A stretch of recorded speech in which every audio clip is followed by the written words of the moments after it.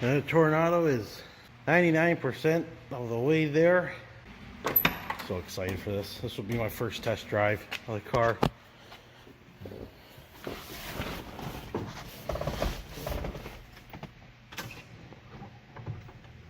Ooh.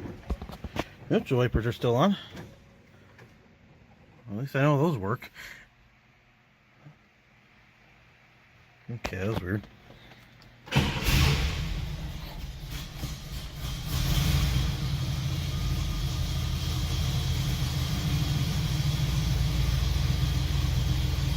Starts up at literally a first crank. It's crazy.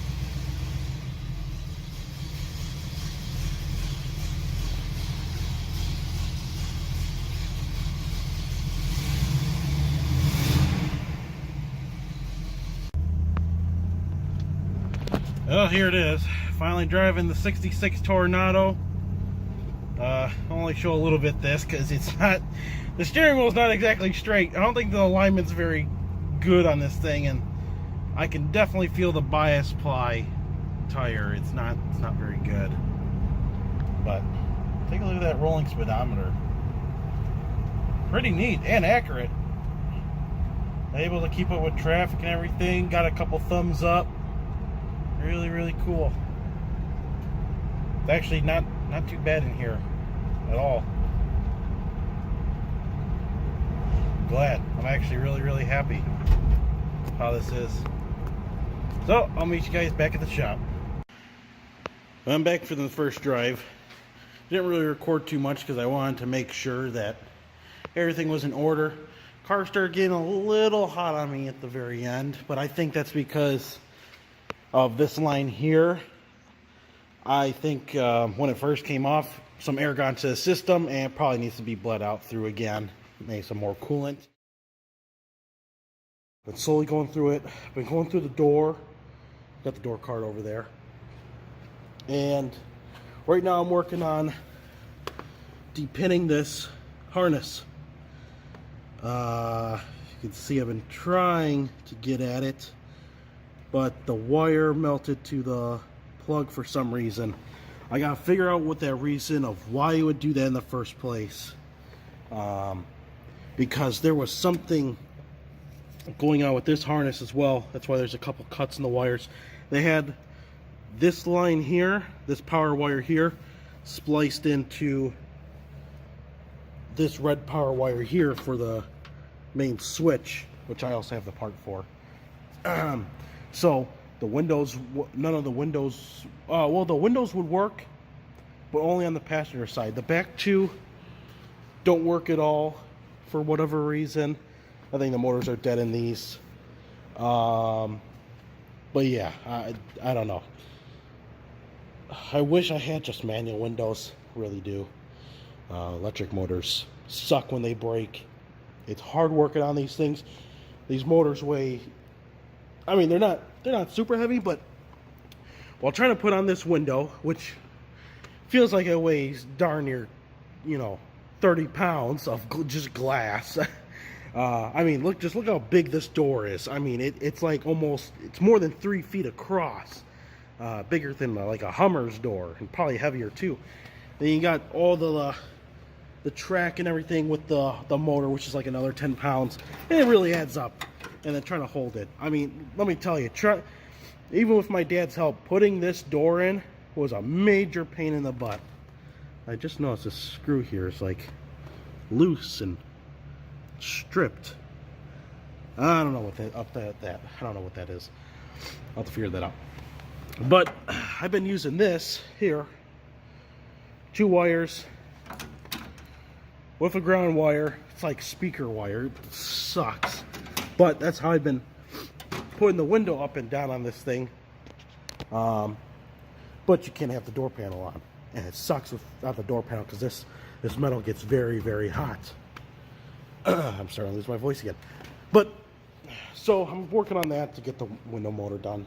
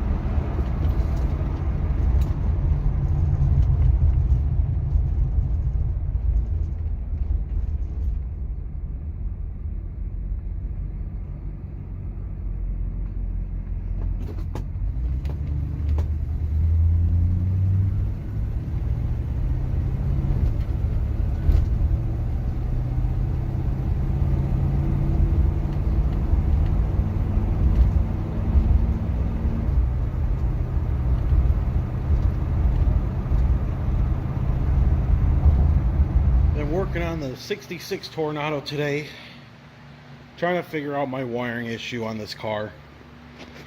Redid this wiring adapter. I know it's plug connectors. It's all I got. It's hard to get anything really done with all this corona stuff going around, and just trying to not go out and get stuff more than I need to. So I just been doing this. But yeah, controls here, it works. I know I can get power to the motor and all that. I get power here. So I'm like, well, what's going on? Why is the motor not going when I press the switch? And figured out it's inside the door here. All these wires here are frayed. There's only one wire that isn't frayed. This orange wire, which was bringing power to this. And the white wire was sort of connected, just barely though, so I just snipped that. So I'm gonna be redoing all these. I got all the wiring done. Sealed it up, taped it. Every single wire on this harness was broke except for one wire. That was it. But now all the windows go up and down. So if I turn the key here, now all the windows work. So if I hit the driver's side goes down, passenger side, and the passenger side rear, and driver's side rear. So now when you close the car, shut off the key here first.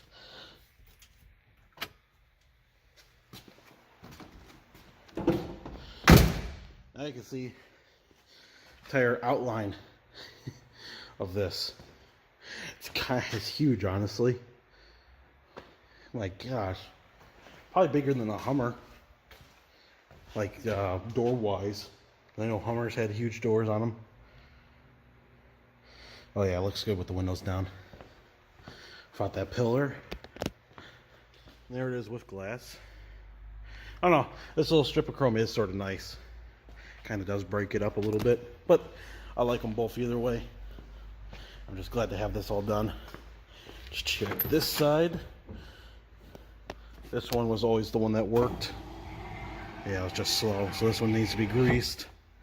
Yeah, let's check this one. Yep, just as well. Glad to have this thing rocking and rolling again. It was so nice to drive this car again. I'll be posting a separate video of that, probably actually before this one, of it actually driving it around. It's kind of eerily creepy how few people are on the road, but I get that, you know, self-isolation and all that. So I'm staying isolated in my car, not going anywhere, you know, just driving in it.